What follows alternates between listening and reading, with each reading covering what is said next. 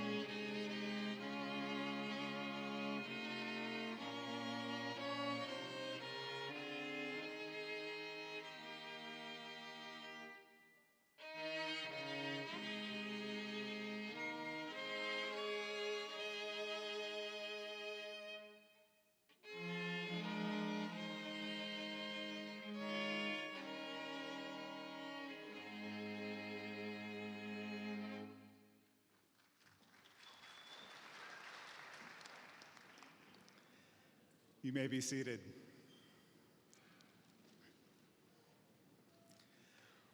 What a glorious day for graduation. Old Father Winter has been putting up quite a fight. It snowed just a few days ago, but I believe spring has finally won and we're in the clear. Graduates, welcome. The focus of this ceremony is appropriately on you. But we also want to welcome and recognize your family and friends, many of whom I imagine are coming from far away, and this is your first time in Utah. As we were going through the practice with the graduates before the ceremony actually started, I asked some of them where their family and friends are coming from. I know many of you are from the East Coast. We have people from Florida, New York, now I'm just guessing, Virginia, California, very good. And the farthest person comes from Nepal. Where? Back there. Well done. So we're grateful that you are here. We hope that you enjoy the natural beauty of this state and the hospitality and goodness of its people. This is a fun state to work hard in and to play hard in. We hope you graduates have enjoyed your stay here in Utah with us. I imagine some of you out-of-state moms and dads will not like this next comment, but graduates, I hope you stay here in Utah and work here. We need your expertise and talents and leadership. I mentioned mothers just then. So speaking of mothers, I think it's appropriate to recognize them as this Sunday is Mother's Day. We're so forever grateful for our mothers.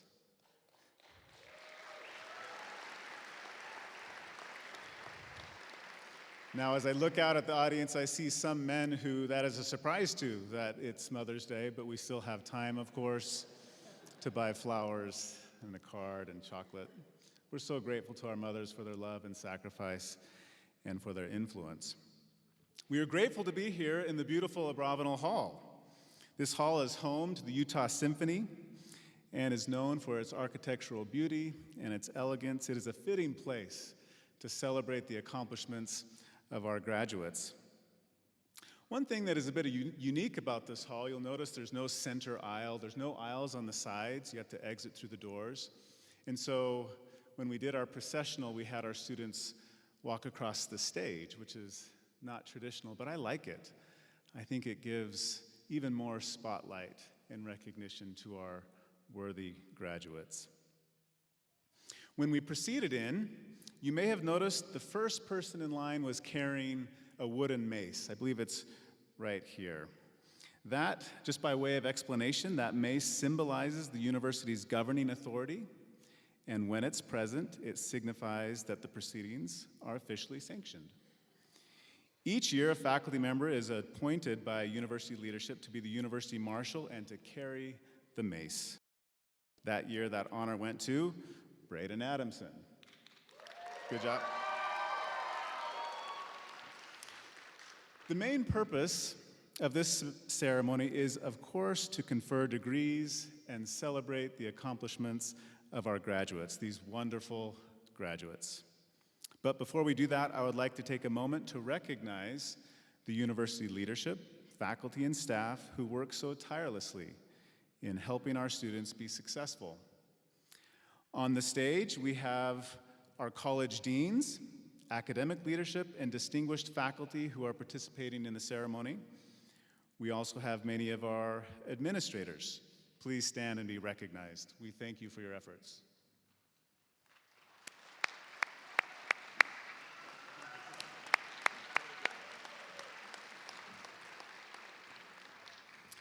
Joining us on the stage, we have some of our Board of Trustees members. These individuals will be specifically introduced later. Seated in the audience, we have many of our faculty members and staff. These individuals are so inspiring as they dedicate their professional lives to serving students. None of this is possible without you. Thank you. Faculty and staff in the audience, please stand and be recognized.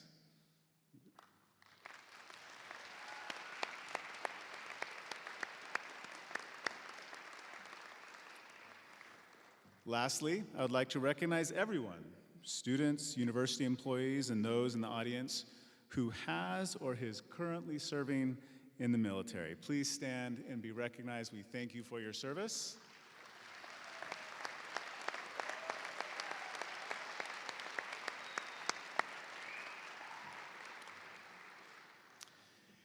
Every great university must have a great board of trustees, and that is certainly true for Roseman University. The Board of Trustees provides the fiduciary and strategic oversight for the university, and we are grateful for each member's service. We will now hear from Rick Smith, who is chair of the board. He will introduce members on the stage with us today. Rick.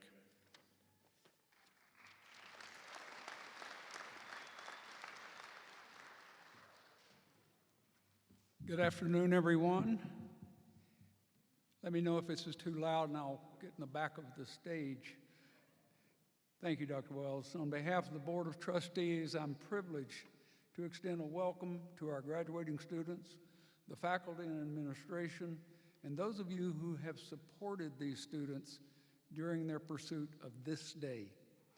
Today, we're graduating our 16th class of students with a Doctor of Pharmacy degree, our 14th class of students with a Bachelor of Science in Nursing degree, our 3rd class of students with a Master of Science in Biomedical Science degree, our 2nd graduating class of students with a Master of Science in Pharmaceutical Science degree, and our 10th class of students with a Doctor of Dental Medicine degree, all from our Utah campus.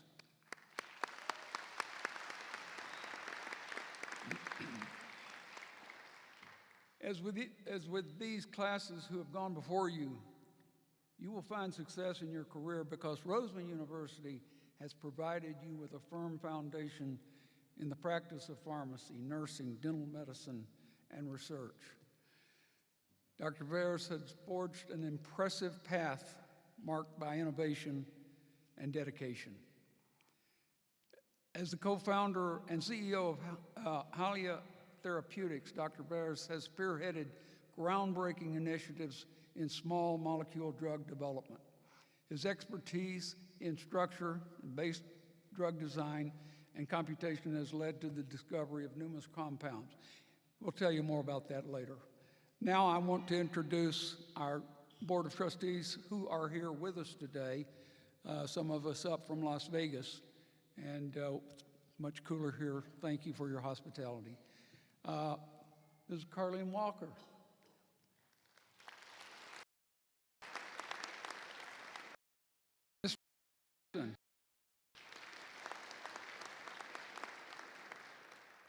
Mr. Mark Howard, and Mr. Robert Talley. Thank you all, and thank you for having us up here. Thank you for the opportunity. It's an honor, a privilege, and I cannot say how proud I am, cannot overstate how proud I am to be a part of this incredible university, and the best is yet to come. Thank you.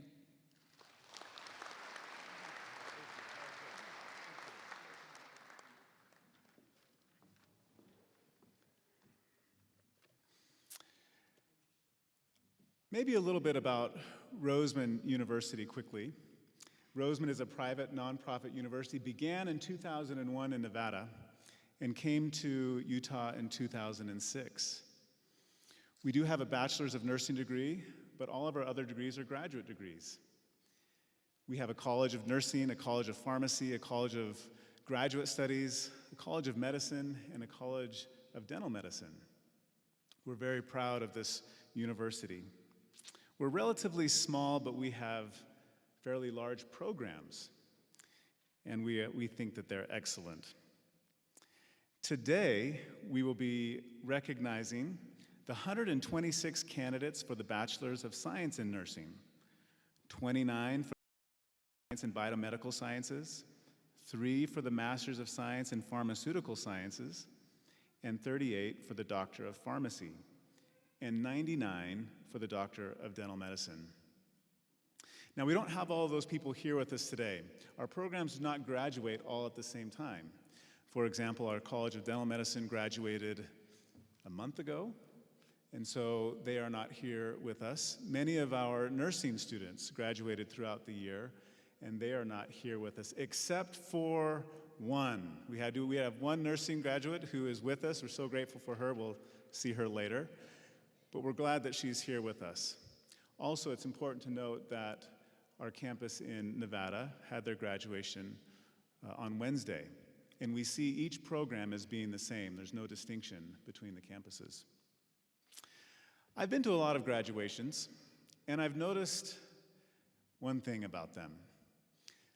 They are always occasions of happiness, and I've wondered, why are they so happy? And I think there are 3 factors to why graduations are happy. Number 1, it's a time when we gather together as family and friends. We are social creatures after all, and we find joy and happiness when we are together. We're also celebrating something that was difficult to achieve. And I think happiness comes when we're challenging ourselves and when we have faced difficulty and overcome. We have also been engaged in something very meaningful that is often bigger than ourselves and that is focused on serving others. These are the ingredients, I believe, or some of them, to happiness. There's a famous professor by the name of Arthur Brooks. He's a Harvard professor and studies, of all things, the science of happiness. He was here in Utah about a month ago, and my wife went to hear him speak, and he said he has his children develop business plans that he then reviews with them for life. Except the currency in that business plan is not the US dollar. Currency, and I don't know how he measures it, but it's measured by units of happiness.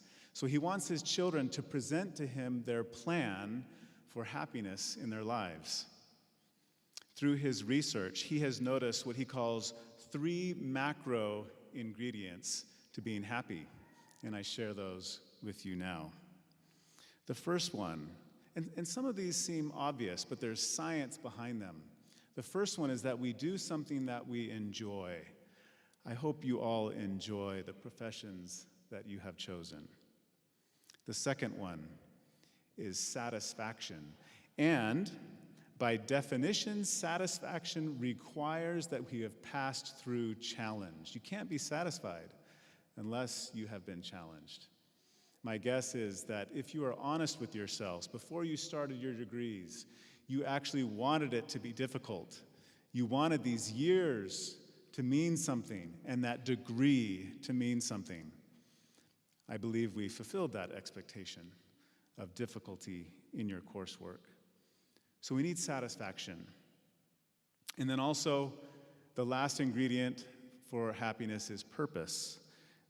Again, we need to be involved with something larger than ourselves. I'm so impressed by the careers that you have chosen. I see them as being mission-oriented and purpose-driven. One last comment about being happy. As he has studied the brain when it is happy, he has noticed that you do not need an absence of sadness to be happy. Oftentimes we see that as a definition of happiness. I'm happy if I don't have sadness. When he looks at the brain, he's noticed that often when the parts in your brain light up when you're happy, they're accompanied also by moments in your brain when you're sad, meaning that the two can coexist and often do coexist. And so as I think about you graduates, as you go into life, my sincerest hope and desire for you is that you are happy, that you find happiness. But I'm aware that that will not come from the absence of sadness, that there will be times of sadness, but that even still you can find joy. Also, remember that happiness does require to push yourself and to experience challenge and difficulty. I hope that you will always continue the pursuit of knowledge and excellence. I hope that you achieve your highest potential and that you become your best selves. We're so grateful that you were with us during part of your journey, and we wish you success. It is now my opportunity to introduce to you our keynote commencement speaker. Dr. Bierce is not only a prominent figure in the field of pharmaceuticals, but he is also a true pioneer in drug development and translational research. With over 2 decades of experience in academic and industry settings, Dr. Bierce has forged an impressive path marked by innovation and dedication. As the co-founder and CEO of Halia Therapeutics, Dr. Bierce has spearheaded groundbreaking initiatives in small molecule drug development. His expertise in structure-based drug design and computational approaches has led to the discovery of numerous compounds with accepted investigational new drug applications by the FDA. But Dr. Bierce's contributions extend far beyond his entrepreneurial ventures. He is a prolific inventor with over 75 patents and an author with 85 peer-reviewed research publications, showcasing his commitment to advancing scientific knowledge and innovation. His dedication to translational research and utilizing genetic markers to predict drug sensitivity has not only revolutionized drug development, but also holds the promise of improving patient outcomes worldwide. Often, large universities will have celebrities like movie stars or comedians as their commencement speakers. While Dr. Bierce is not a Hollywood celebrity yet, he is definitely a celebrity in the biotech and pharmaceutical industries. Here in the state of Utah, he has connection with practically every biotech company there is. He is a serial entrepreneur and a renowned scientist. He has won several awards for his scientific efforts and has recently been awarded the Utah Governor's Medal of Science. On a personal note, I have found David to be approachable and kind. He has boundless energy and enthusiasm for his work, and he is truly motivated by improving the human condition. We are so honored to have David with us today and to consider him a friend of the university. Dr. Bierce, we now look forward to your commencement speech.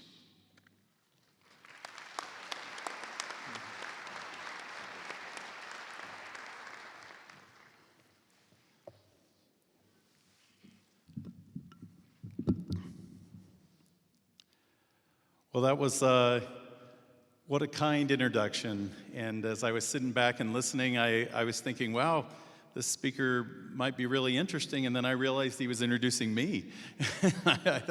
You might be a little disappointed. Hopefully I can live up to that introduction. It's interesting to reflect on your life and realize that the many things that I've been able to do, the steps that happened in my life that made those things possible. I'm very grateful for the opportunities and experiences that have come to me and come my way in my life. I welcome all the graduates and their families and friends who are here to support them today. It's a significant day, a celebration, completing one step in your educational journey and the beginning of the next step in your lives. I'm excited to be here to witness this. It reminds me of my own experiences. I've been to many graduations over the years, my own high school graduate, college graduate, receiving my doctoral degree, and many more for students that I've mentored over the years.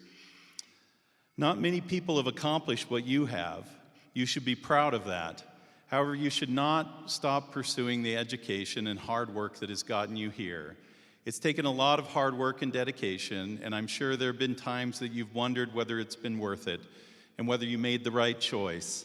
But I'm here to tell you should be proud of yourself and your accomplishments, and you should be excited about the future. As I reflect on the things that have happened in my life, I'd like to share with you a few things that I've learned, which hopefully can be helpful to you along the way. I'm the kind of person that usually learns things the hard way, through trial and error and making lots of mistakes. I wish I'd been better at listening to good advice and learning from others earlier in my life, but I have gotten better over the years. The first advice I'd like to give you is to find someone to go through life with, a partner who can be by your side. It makes all the difference in the world having someone with you to share your experiences and someone who could support you and whom you can support in return. You can distribute your life's work and do what you're best at, and they can do what they're best at, and hopefully those two things make you better together.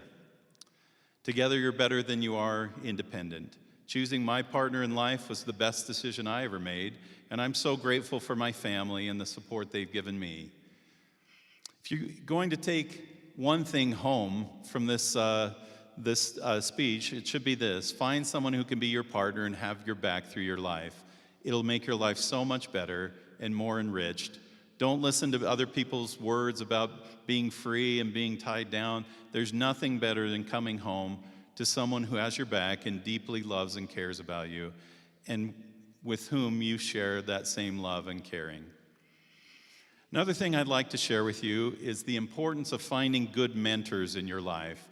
You've spent years now in education where you've been in a classroom learning in a structured environment, and many of you are moving into occupations and to jobs where it's going to be less structured, but you're going to need to continue to learn through your life.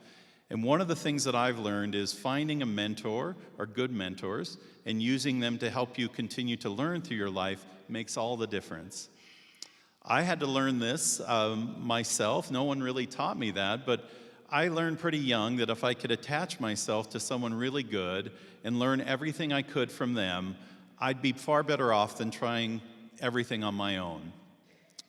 When I was a young graduate student, I had the opportunity to and sequence a new gene. I tell young people like yourselves that they can't do that anymore. We've sequenced all the genes and we've discovered them all. There's still a lot that you can do, a lot of discoveries out there to be made, but we figured out what all the genes are. There's no lack of opportunity for you, but this experience of being able to discover a human gene was amazing to me. My advising professor gave me a small plastic tube in the lab and said, inside of this tube is a piece of DNA that no one's ever seen before. It contains a brand new gene that we don't know what it is, and I'd like you to figure that out. Figure out what this gene is and what does it do.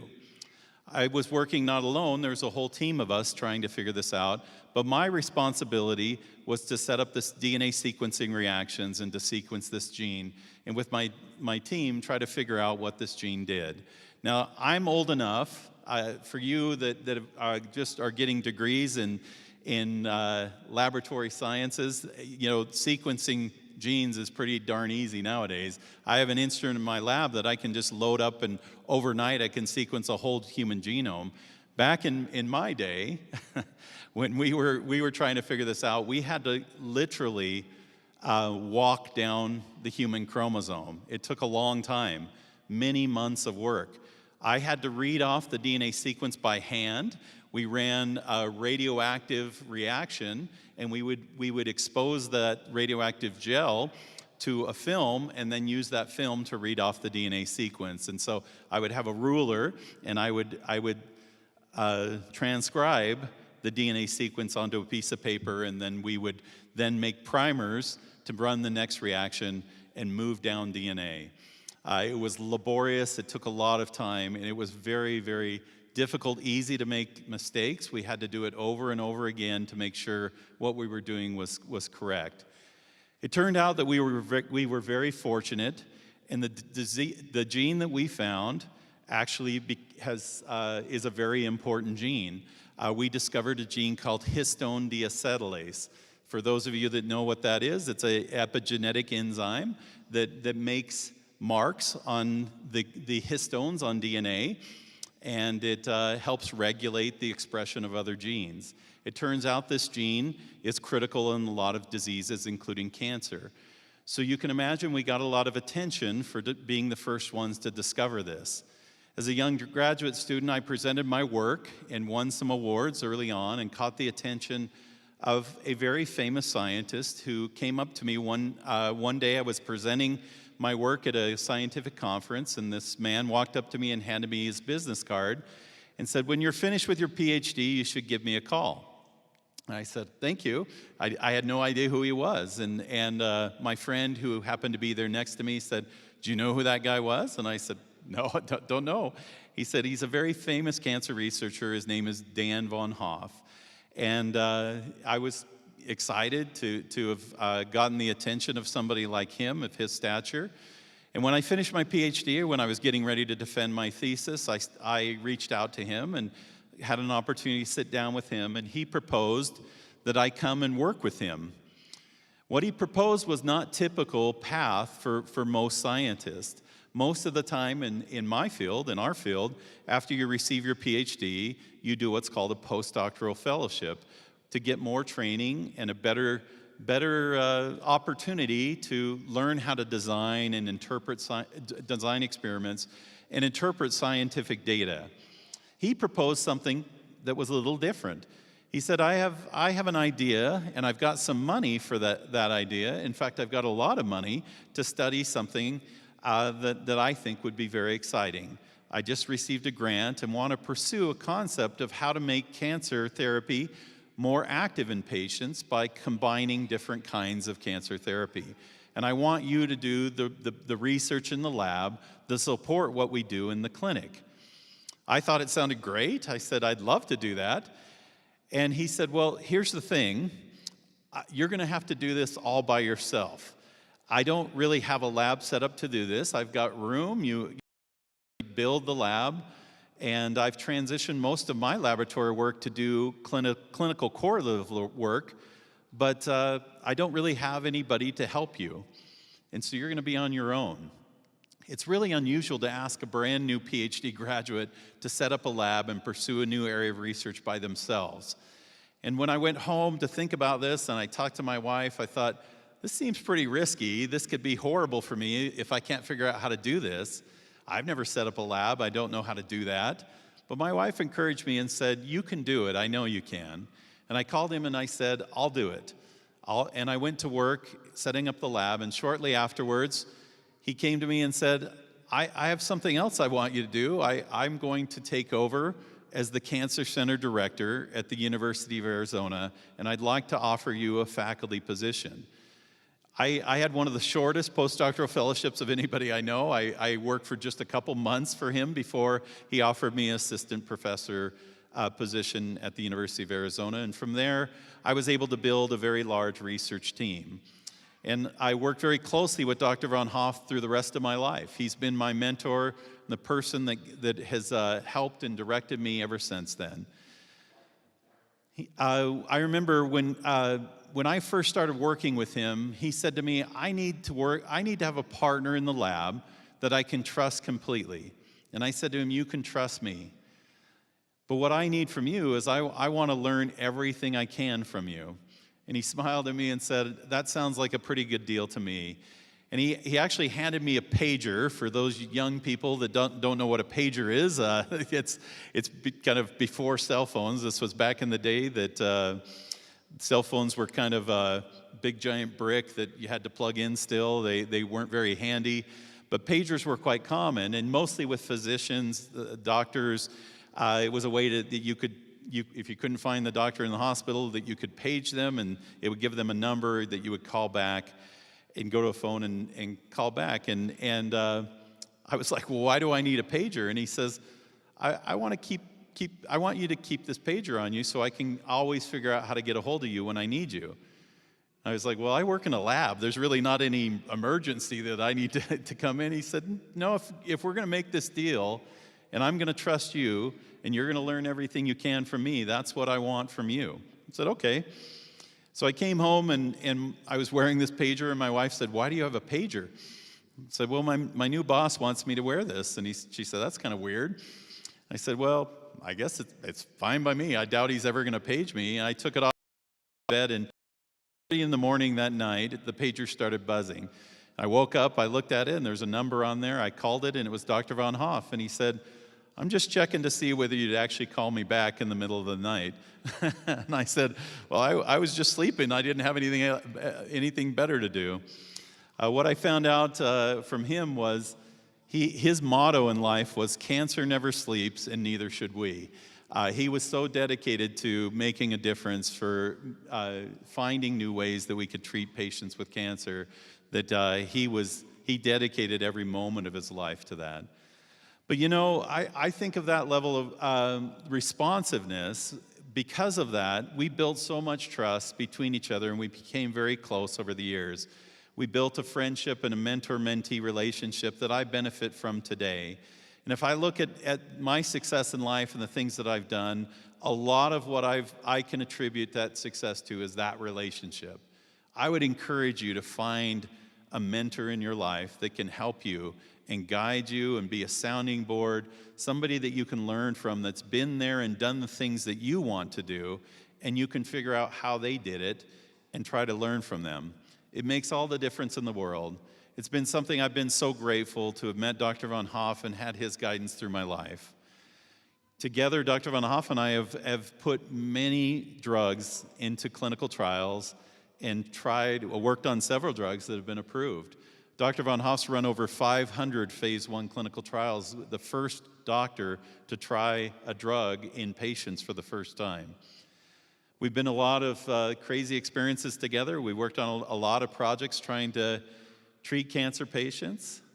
And, you know, without any bravado, we've saved a lot of people's lives. And that's pretty amazing. It's one of the things that I love about what we do and what you do, is working in the healthcare industry, how much we can directly impact people's lives. We can alter the course of history by keeping people around, and that's one of the things that drives me. And I guess maybe that's the last lesson I'd like to leave with you, is make sure to find something that you're passionate about that can be a driver in your life. Something you can wake up every morning and think, today could be the day I'm going to change the world. I'm going to have an impact on somebody's life that can potentially change the world. And being in healthcare, it's not a big stretch to think that you can actually do that. We're involved in things that literally are involved in life and death situations. Being able to find the right drug combination, or find the right treatment, or provide support and care to people that are in need. I was impacted very early in my life with my grandfather being diagnosed with colorectal cancer the year that I was born, and he died very quickly. Back then, there was really nothing to treat cancer patients with. He was diagnosed and died within months. I have no memory of him. I have one picture of him holding me as a baby as I came home from the hospital, and that's pretty much the only connection I have to him. And, I think a lot about that. I'm a grandfather now. I have 6 grandchildren. And, how much of a difference you can make in somebody's life to keep their grandfather or grandmother around a little bit longer. I try to develop new therapies to treat people that can help keep somebody's grandma and grandpa along a little longer so they could have that relationship. And I tell you, that can change the world. It can change people's lives. We don't know what people are going to do with their lives, and one little change can have a ripple effect that can change the world. And that's pretty exciting, and I think that's one of the great things about the field of education and research and occupation that you have chosen. It's easy for me to have focus in my life because of this. I've tried to think about all the experiences and opportunities that I've had in my life and the things that have kept me going. And really the thing that really gets me up every morning is the opportunity to have a chance to make the world a better place. A little later on in my life, my mother died of the same disease, of colorectal cancer. She was diagnosed and died actually quite quickly as well. And that leaves a hole in your life to lose a loved one like that. Tomorrow's Mother's Day, and I think I've not had my mother around for many, many years now. And it is a motivation to think, things that we do in healthcare can keep that special person around in your life. It's tough to lose your mom, and hopefully things that I work on and you work on can keep people's moms around a little longer. And that's what I try to keep focused on. Work on things that can have an impact on people's life. I'm excited for the future for you. I'm excited for the graduates here and the things that you're going to see and do in your life. We're at a point in time where things are changing so dramatically. It's amazing to me to think. I say that I'm an old guy. I'm not that old, but how much has changed in my lifetime? When it wasn't until I was out of graduate school that we actually had the internet. And that wasn't that long ago. And to think that just in that amount of time, how much has changed. And the trajectory we're on and the technology development and the knowledge that's growing out there in the world is just incredible. Extraordinary artificial intelligence is being developed that literally is changing the way we think about so many things, how we drive cars, how we develop medicine, how we make entertainment, how we analyze data. All of these things are being impacted. And so we're living at a time of great change, and I think for me, it's an exciting time. I think we have a lot to be excited about the future. I would encourage you to keep your optimism. Even when times are tough and the road ahead seems unknown and dark, I would encourage you to have faith that the good times are ahead of us. If you dedicate yourself to trying to do good in this world, you're going to have a great life. I'm excited to be here with you to share these thoughts, and hopefully I didn't take too much of your time. We can get on to the presentation of your diplomas and celebrate this great day. I'm grateful for all that you're doing and all that you're going to do. Thank you very much, and God bless you all.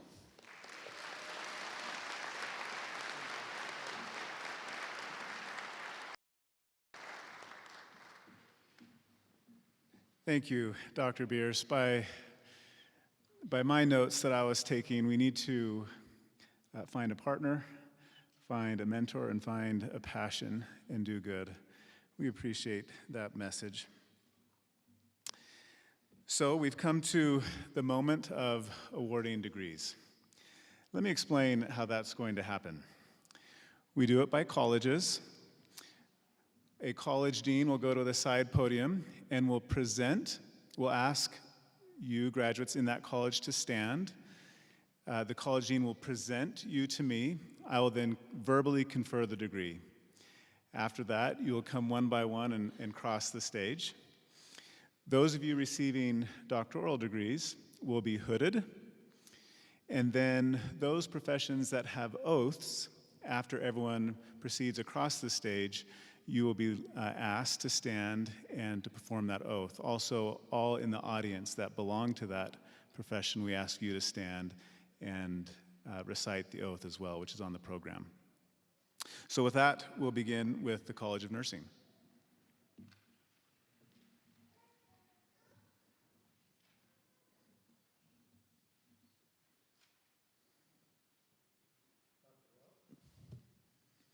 Dr. Wells? Will the candidate for the Bachelor of Science in Nursing degree please rise?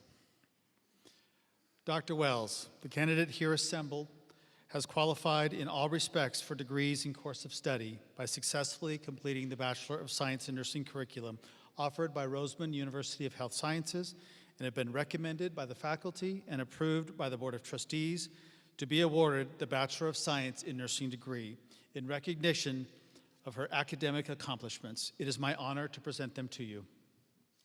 There she is, our one nursing student.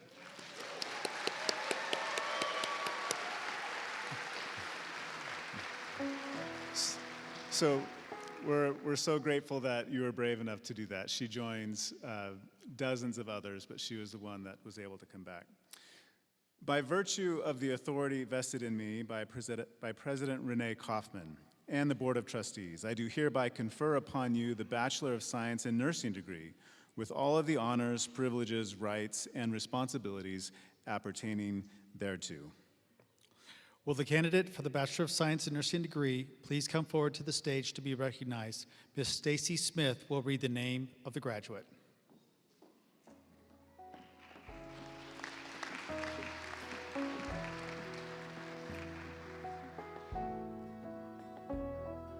Miss Karina Lim.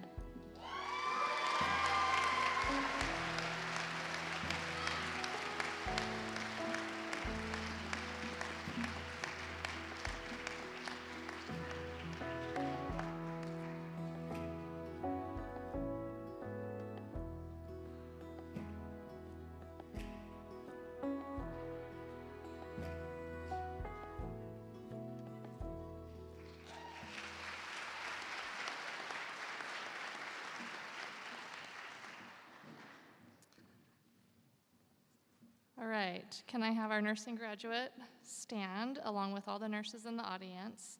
May also stand for our nursing oath, which can be found on the back of your program.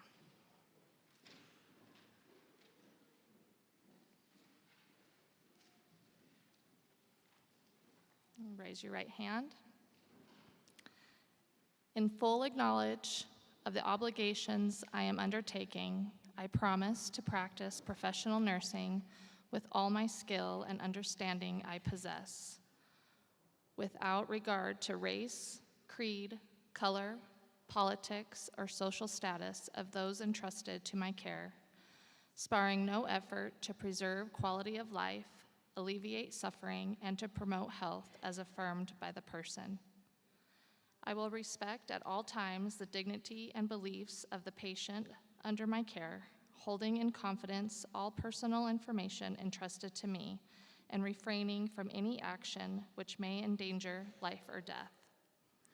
I will endeavor to keep my professional knowledge and skill at the highest level, and to give support and cooperation to all members of the healthcare team. I will do my utmost to honor the International Code of Ethics applied to nursing and to uphold the integrity of the profession. Congratulations.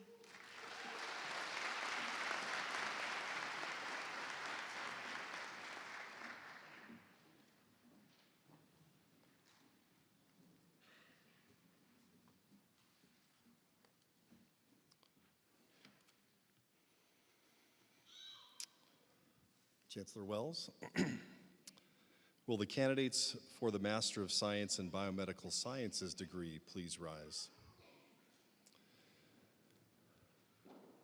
Dr. Wells, the candidates here assembled have qualified in all respects for degrees in course of study by successfully completing the Master of Science in Biomedical Sciences curriculum offered by Roseman University of Health Sciences, and have been recommended by the faculty and approved by the Board of Trustees to be awarded the Master of Science in Biomedical Sciences degree in recognition of their academic accomplishments, it is my honor to present them to you. By virtue of the authority vested in me, I do hereby confer upon you the Master of Science in Biomedical Sciences degree, with all of the honors, privileges, rights, and responsibilities appertaining thereto. Will the candidates for the Master of Science in Biomedical Sciences degree please come forward to the stage to be recognized? Dr. Kamran Awan will read the names of the graduates.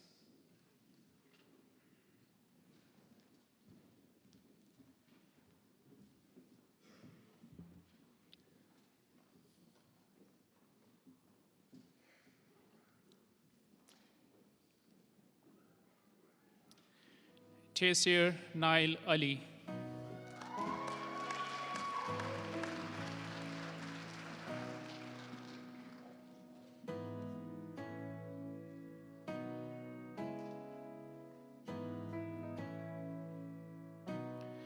Malak Al-Rajib.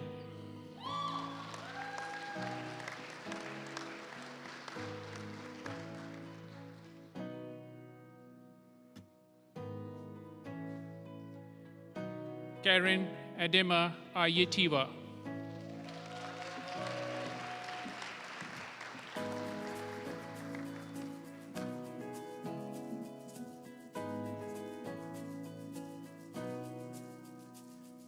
Kamyar Bagiri.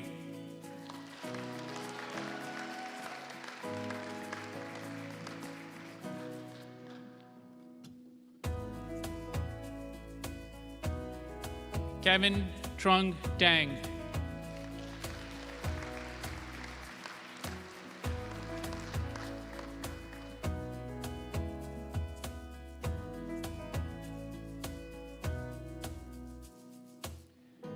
Israel Emily Davis.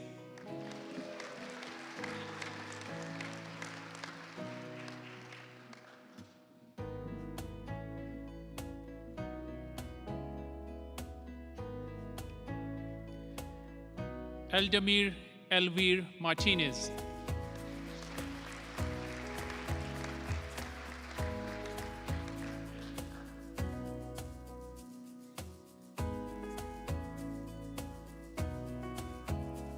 Tuan Do Khan Huang.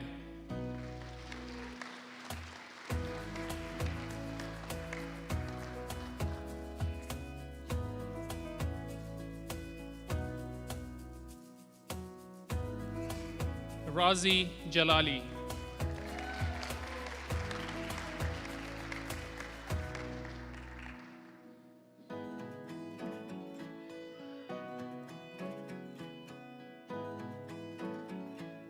Hannah Emila Kadik.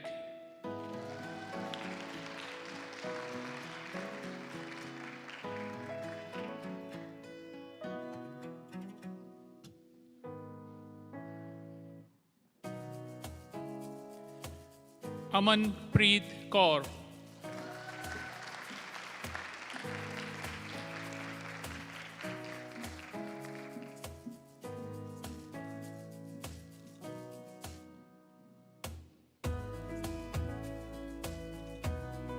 Alexander Duck Lee.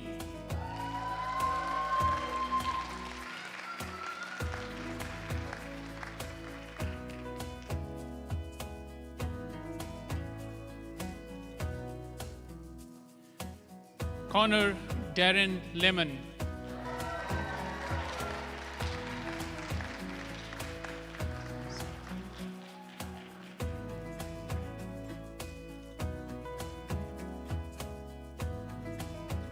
Jonathan Liu.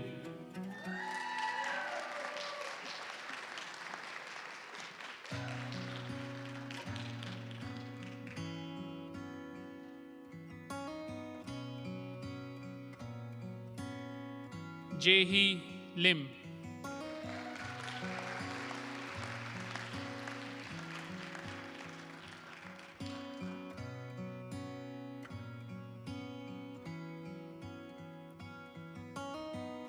Veronica Lexa Mar.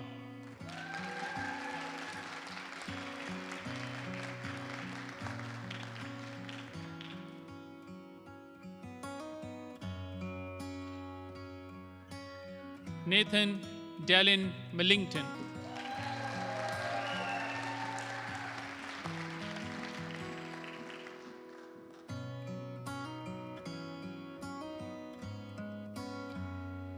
Arya Patel.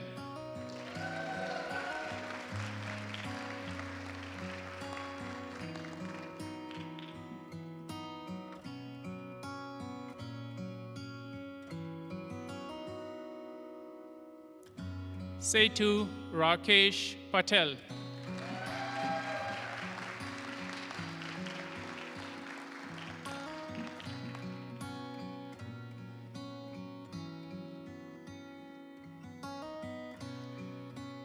Tyler Chesney Prescott.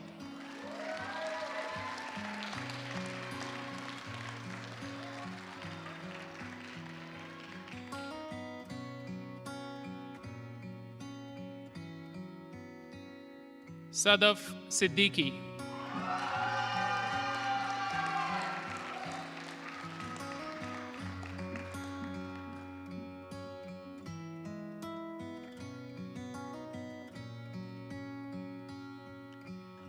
Ali Muhammad Sharif.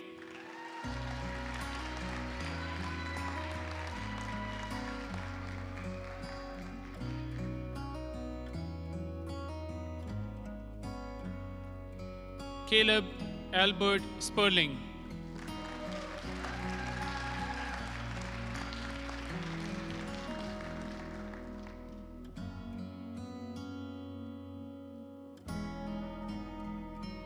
Toby Daniel Summers.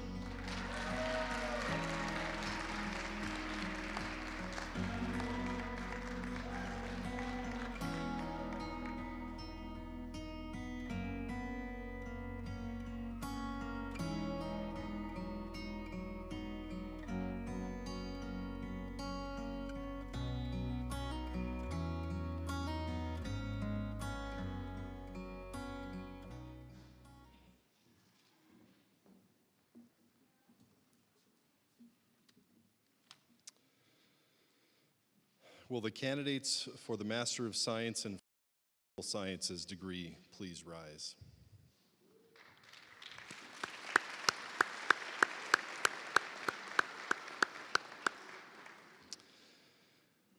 Dr. Wells, the candidates here assembled have qualified in all respects for degrees and course of study by successfully completing the Master of Science in Pharmaceutical Sciences curriculum offered by Roseman University of Health Sciences, and have been recommended by the faculty and approved by the Board of Trustees to be awarded the Master of Science in Pharmaceutical Sciences degree in recognition of their academic accomplishments.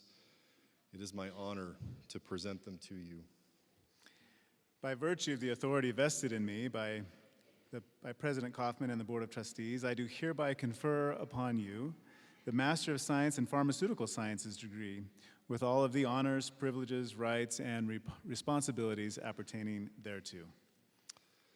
Will the candidates for the Master of Science in Biomedical Sciences degree please come forward to the stage to be recognized? Sayer will read the names of the graduates.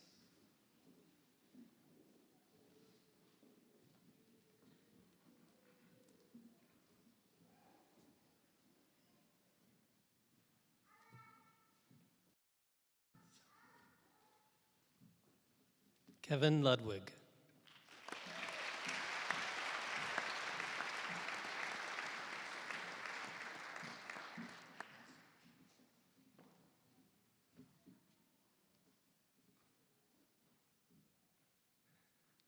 Brandon Renninger.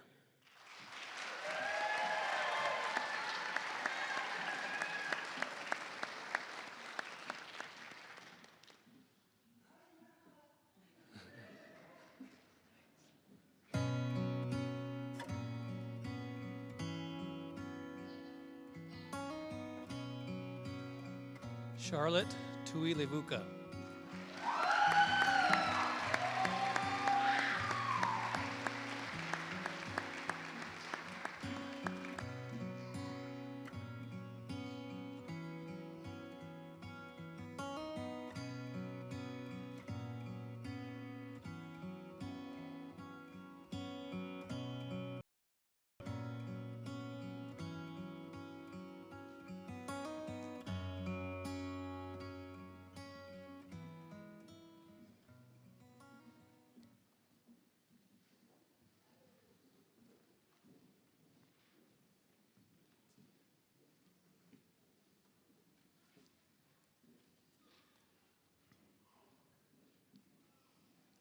Chancellor Wells.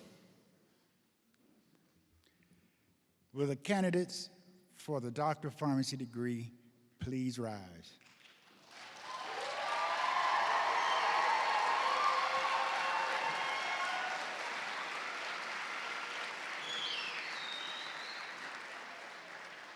Dr. Wells, the candidates here assembled have qualified in all aspects for degrees in course of study by successfully completing the Doctor of Pharmacy curriculum offered by the Roseman University of Health Sciences College of Pharmacy, and have been recommended by the faculty and approved by the Board of Trustees to be awarded the Doctor of Pharmacy degree in recognition of their academic accomplishments.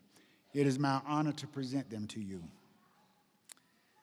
By virtue of the authority vested in me, I do hereby confer upon you the Doctor of Pharmacy degree with all of the honors, privileges, rights, and responsibilities appertaining thereto. Will the candidates for the Doctor of Pharmacy degree please come forward to the stage to be hooded and recognized? Dr. Tyler Rose will read the names of the graduates.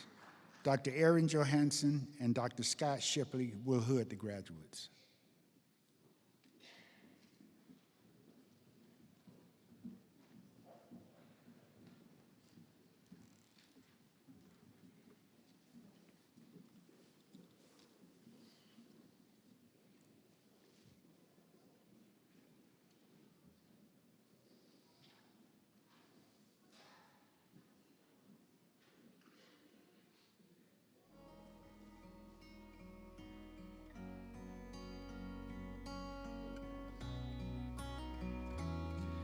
Brian Anderson.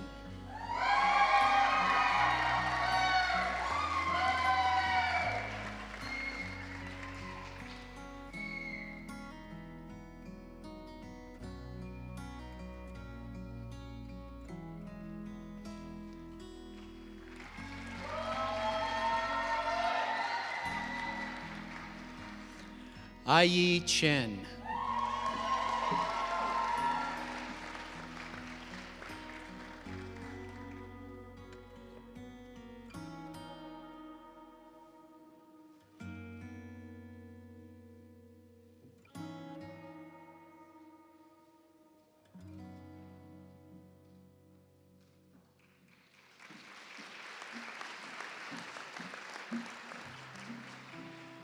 Maggie Christensen.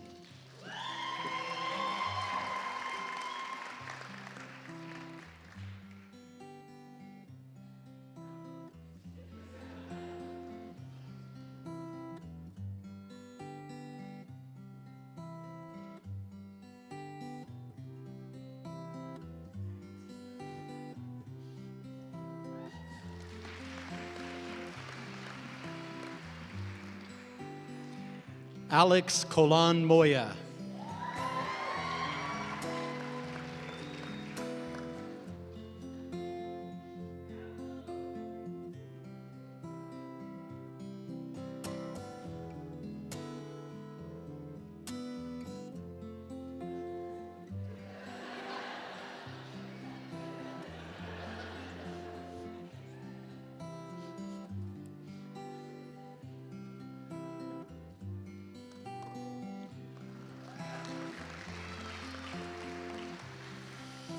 Abby Cruzan.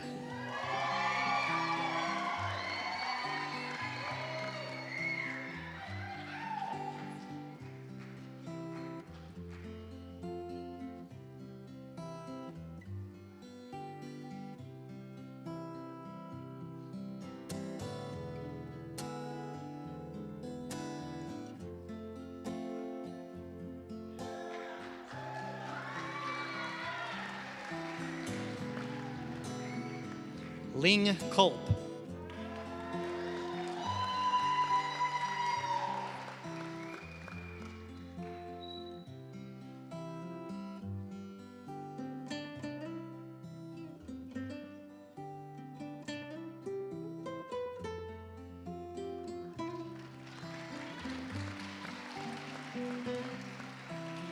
Peter Dubois.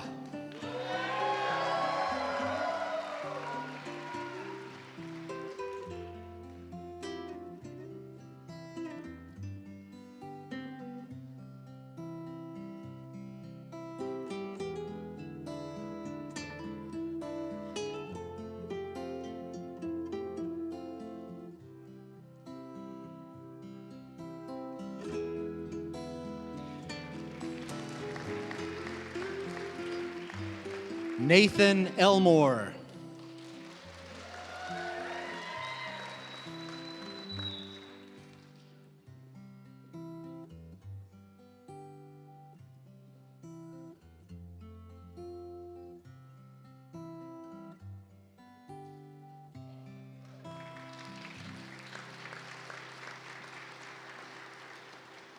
Cody Finlinson.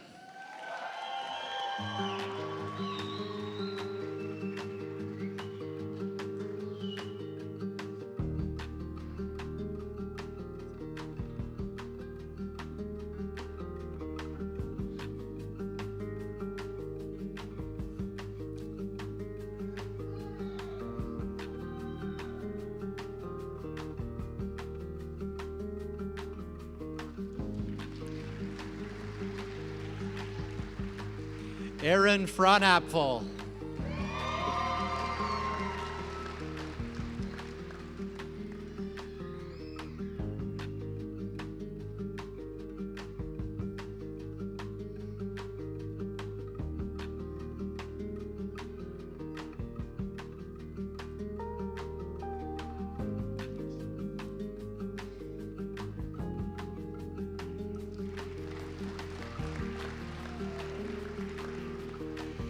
Cameron Muki, Kama Kana Iyo Makamai Okalani Gali.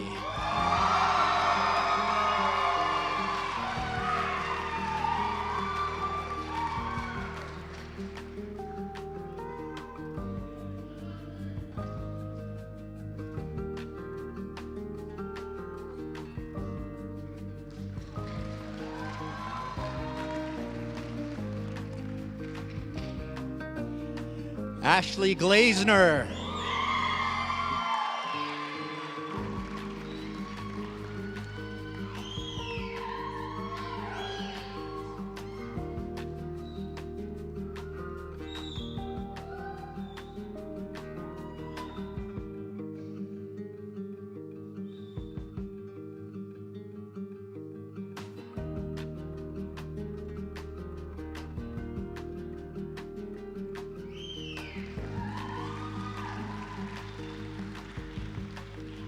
Keisha Guffey.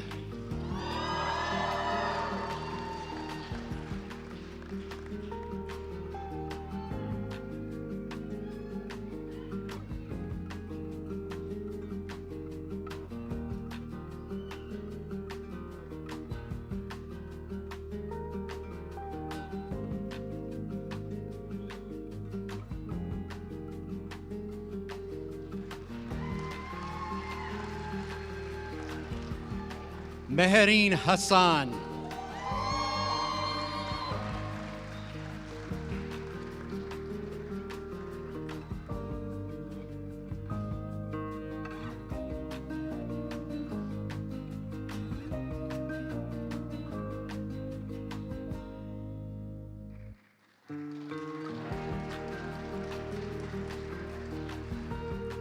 Rebecca Howard.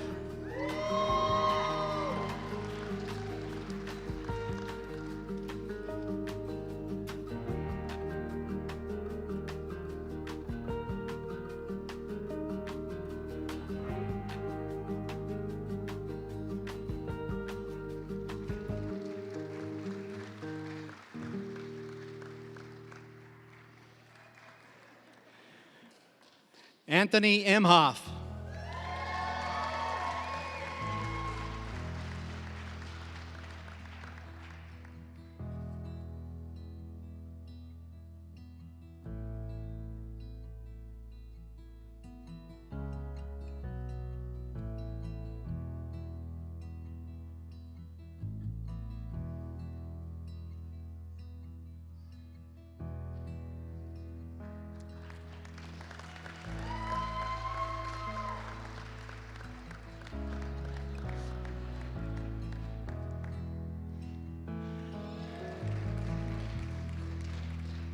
Manju Lama.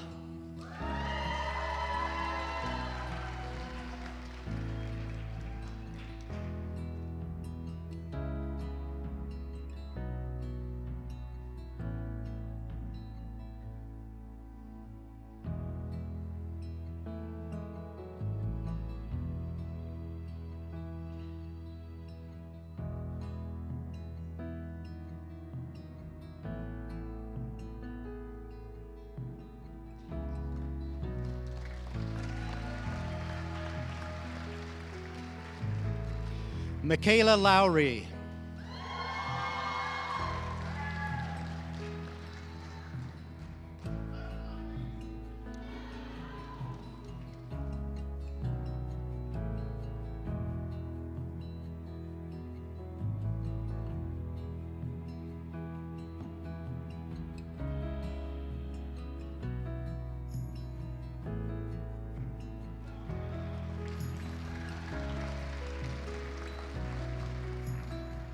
Gary Lynch.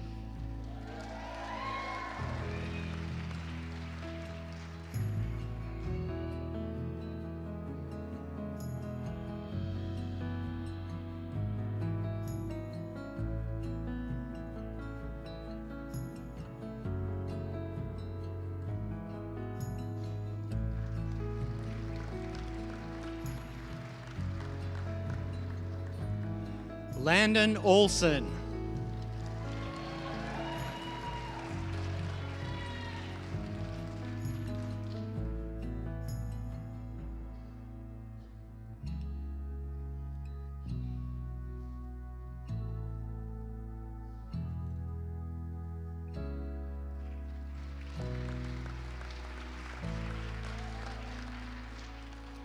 Alexander Pardo.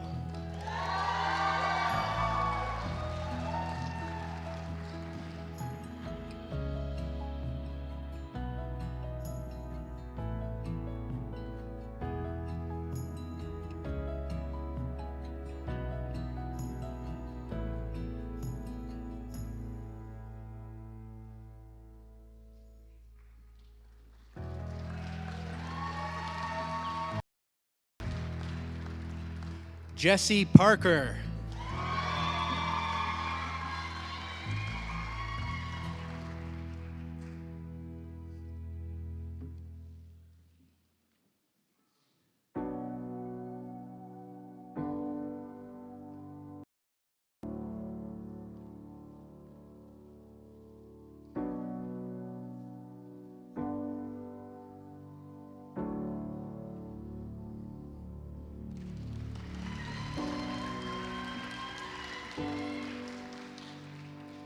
Meghna Patel.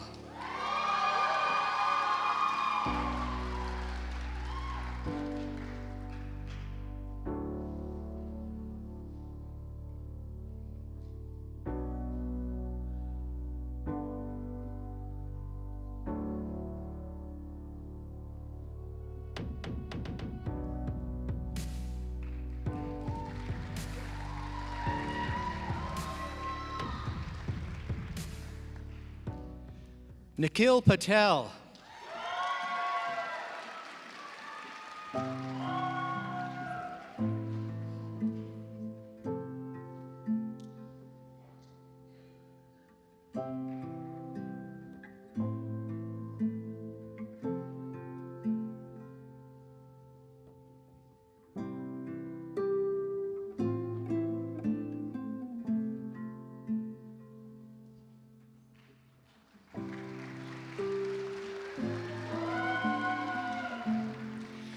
Sheelam Patel.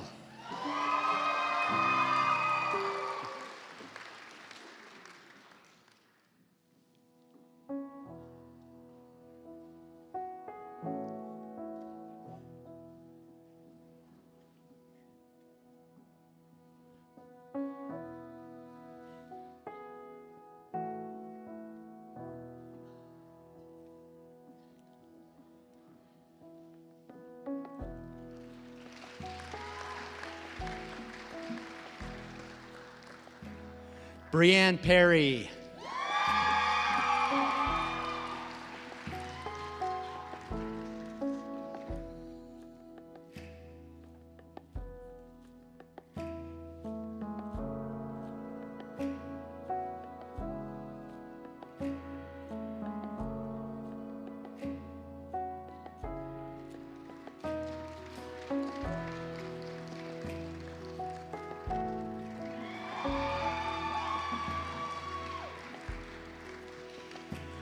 Tasia Reeves McKee.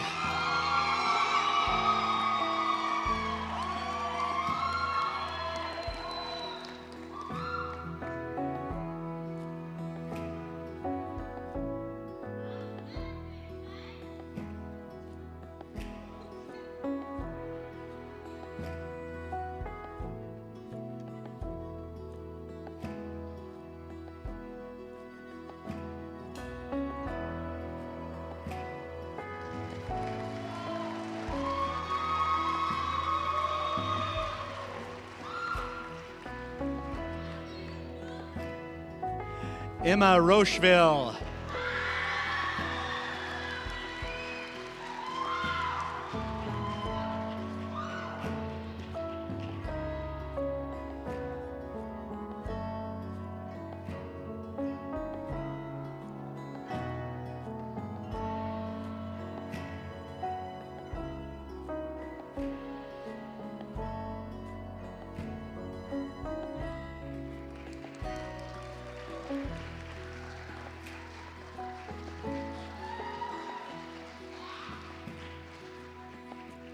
Andrew Shingleton.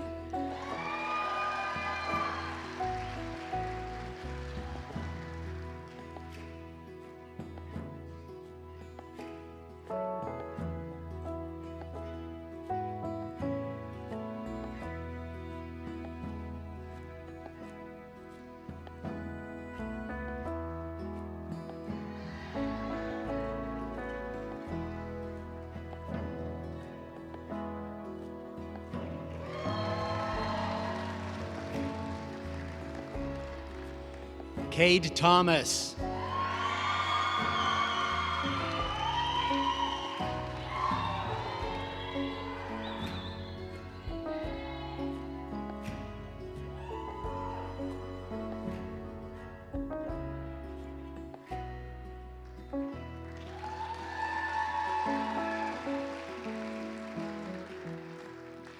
Nia Troy To.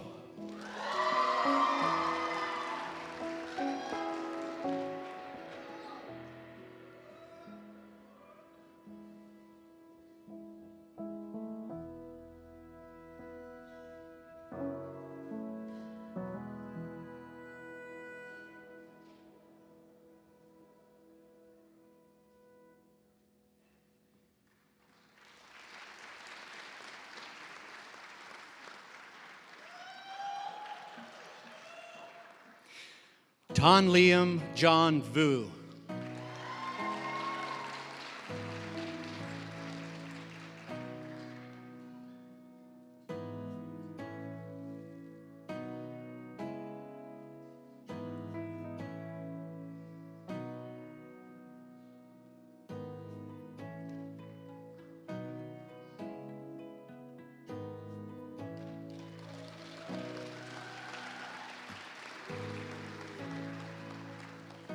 Logan Weaver.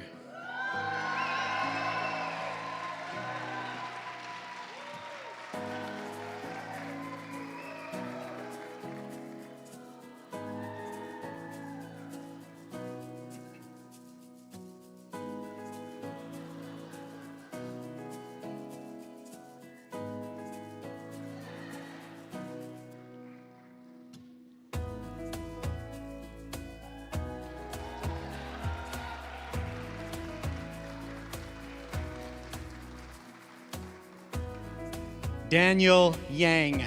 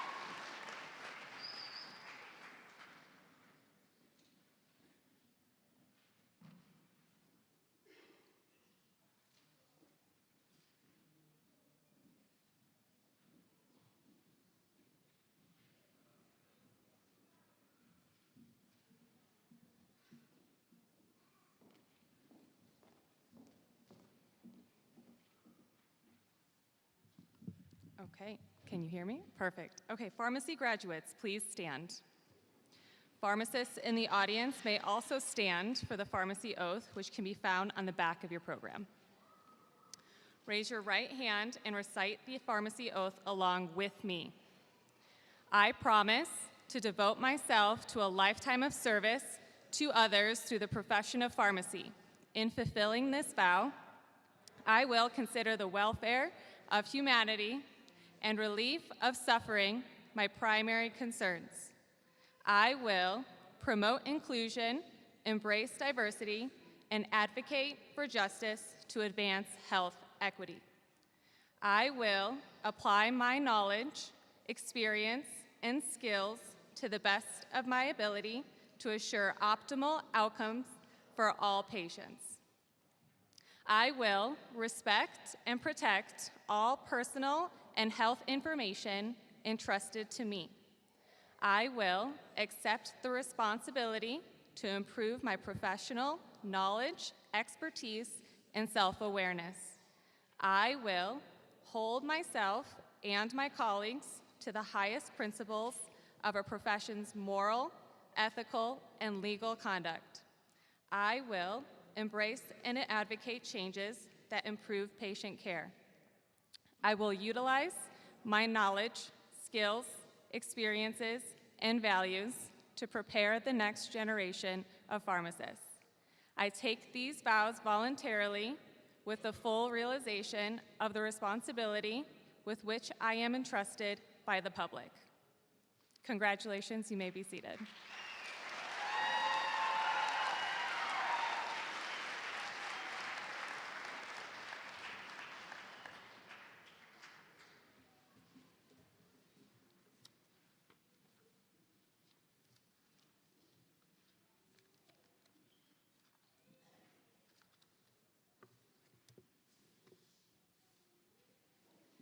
The 99 graduates of the College of Dental Medicine's Doctor of Dental Medicine's program completed their degree and participated in a hooding ceremony in April. They have moved on and entered the profession of dentistry with new skills, knowledge, and competency gained through their education at Roseman University. We wish them immense success.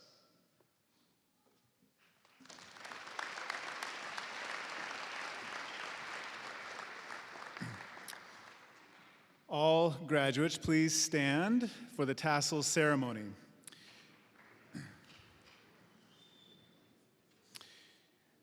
Are you ready? It's quite simple. You are no longer students, you are graduates. Congratulations. Please remember to be contributors and leaders in your families, your communities, and your professions. You may now turn your tassels from the right side to the left. Nicely done.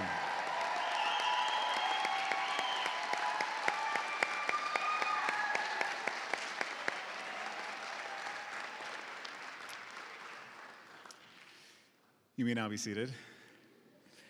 We will now hear from one of our graduates for our student commencement speaker. Now, Dr. Ashley Glazner, College of Pharmacy, class of 2024.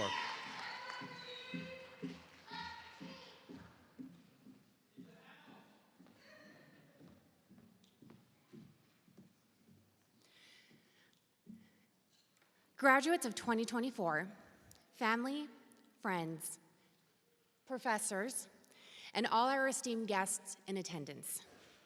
Today, we are all equals, for we are all equally blessed to witness each student walk across this stage and go from student to professional. To go from, I need a 90% on this exam, to, I passed every exam with a 90%. From looking extremely sleep deprived in our favorite yoga pants, scrubs, and unicorn shirts, to glowing up in the most put together and sophisticated way. Today, we celebrate the hard work, perseverance, and above all, passion for our industry.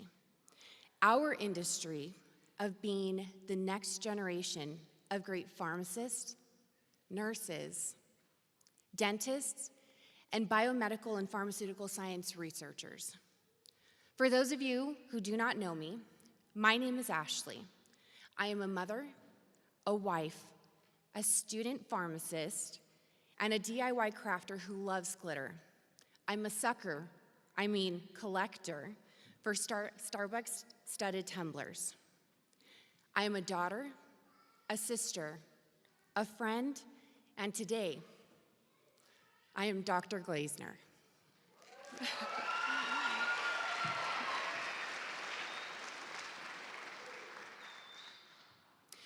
When I came to Roseman, I was just like any young aspiring artist who goes to Hollywood, in awe of everything around me, and in disbelief that I was standing where countless other successful individuals stood before me.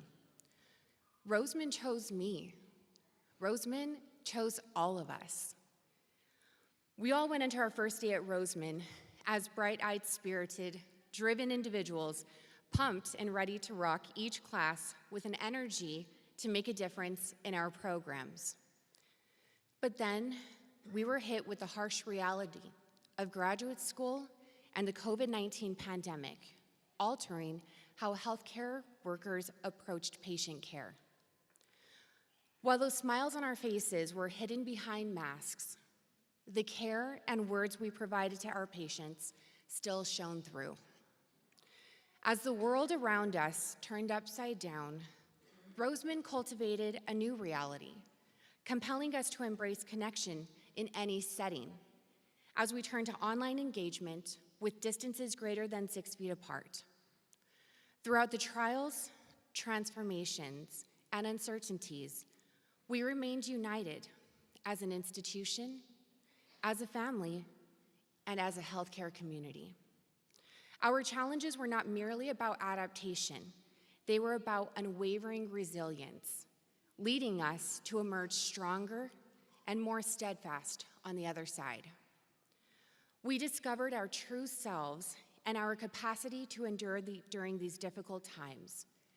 Each trial we overcame was a testament to our resolve and ability to thrive in the face of adversity.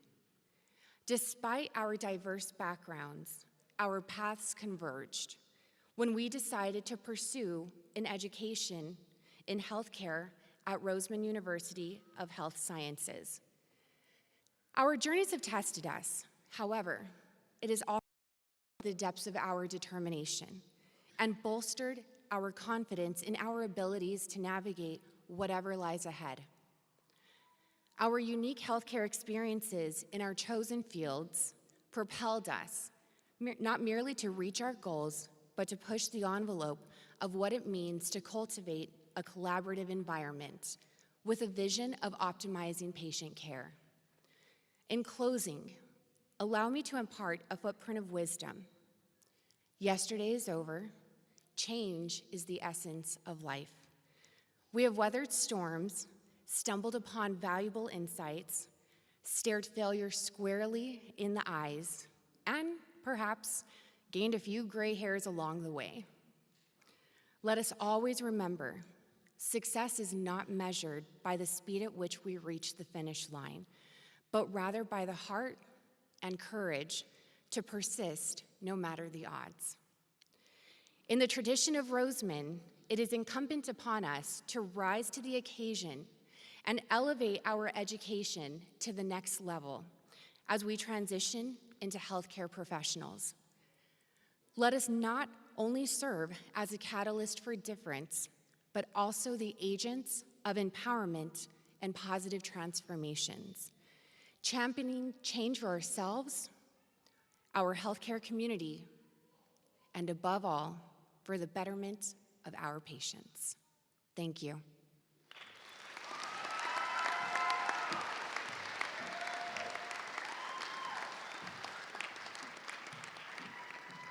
Thank you, Dr. Glazner.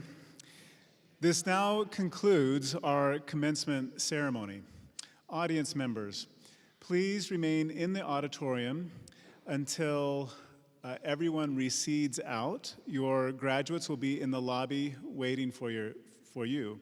Your cue to leave will be when the person holding the mace exits the stage. Again, thank you so much. Graduates, congratulations. Be great, do great, and safe travels, especially Nepal, right? Crazy. Thank you, everyone.